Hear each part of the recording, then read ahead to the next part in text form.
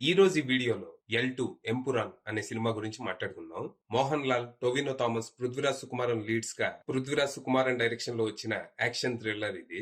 ఈ cinema story ఏంటి, దీని మీద నా ఒపీనియన్ ఏంటనేది ఇప్పుడు తెలుసుకుందాం పదండి. ముందుగా ఈ సినిమా స్టోరీ ఏంటంటే, ప్రపంచ దేశాలన్నీ వెతుకుతున్న మోస్ట్ వాంటెడ్ క్రిమినల్ అయిన ఖురేషీ అబ్రహం కొన్నాళ్ల క్రితం స్టీఫెన్ గా పేరు మార్చుకొని కేరళ రాష్ట్ర రాజకీయాల్లో చక్రం తిప్పి తన స్టెప్ బ్రదర్ అయిన జతిన్ రామదాస్ ని సీఎం ని చేసి అజ్ఞాతంలోకి వెళ్లిపోతాడు.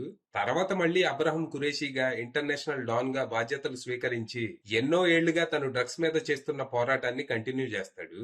ఇక ఖురేషీ మళ్లీ తిరిగి వచ్చాడని తెలిసి ఇంటర్నేషనల్ ఏజెన్సీస్ అన్ని తన కోసం వేట మొదలు పెడతాయి. అయితే కొన్ని సంవత్సరాలకి కేరళకి మళ్లీ స్టీఫెన్ అవసరం వస్తుంది.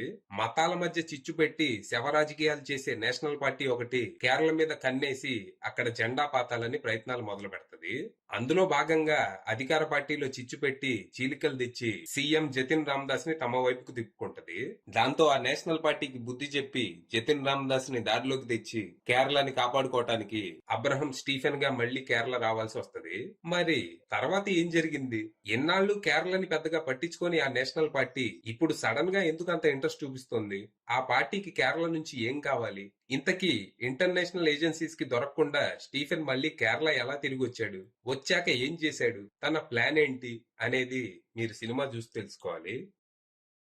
ఇక ఈ సినిమా నాకు అంతగా నచ్చలేదు, చాలా బోర్ కొట్టింది. టెక్నికల్ గా ఇంటర్నేషనల్ స్టాండర్డ్స్ లో ఉంది సినిమా, విజువల్స్ అదిరిపోయాయి.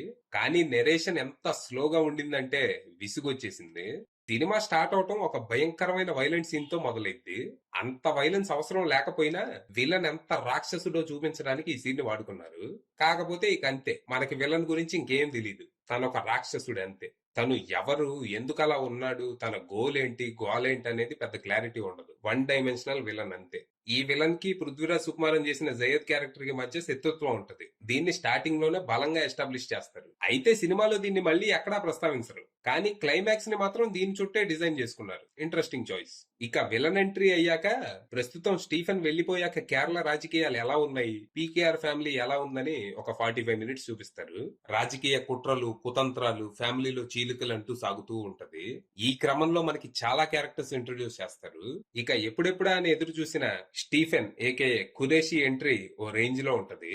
ఈ క్యారెక్టర్ ని మాత్రం పృథ్వీరాజ్ చాలా బాగా డిజైన్ చేసుకున్నారు. ఖురేషీ అబ్రహం అంటే అది జస్ట్ పేరు కాదు, అదొక బ్రాండ్ అని చాలా బాగా చూపిస్తారు.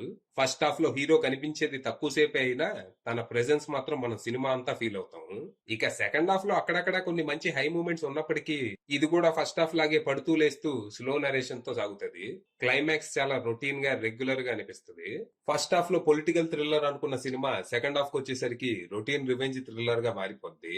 అంటే రివెంజ్ తీర్చుకోవటం ఇంపార్టెంట్ అయినా ఆ తీర్చుకునే క్యారెక్టర్ అండర్ డెవలప్డ్ ఉంటది. తెర మీద కనిపించేది కూడా తక్కువే. ఆ క్యారెక్టర్ ఫేస్ చేసిన అన్యాయాన్ని, ట్రామాని కొంచెం ఎక్స్ప్లోర్ చేసుంటే బాగుండేది. ఇక పార్ట్ 3కి ఇచ్చిన లీడ్ నన్నైతే అంత ఎక్సైట్ చేయలేదు. ఓవరాల్ గా సినిమాలో ఉన్న పాజిటివ్స్ విషయానికి వస్తే, మోహన్ లాల్ గారి character and screen presence, actors performances, కొన్ని elevation scenes, background score, cinematography, production values. ఇక నెగటివ్స్ విషయానికి వస్తే slow narration, weak villain and lazy climax. Final గా చెప్పేది ఏంటంటే, ఫ్యాన్స్ కి అయితే ఈ సినిమా ఫీస్ట్, మిగిలిన వాళ్ళకి మాత్రం ఫాస్టింగే. అది విషయం.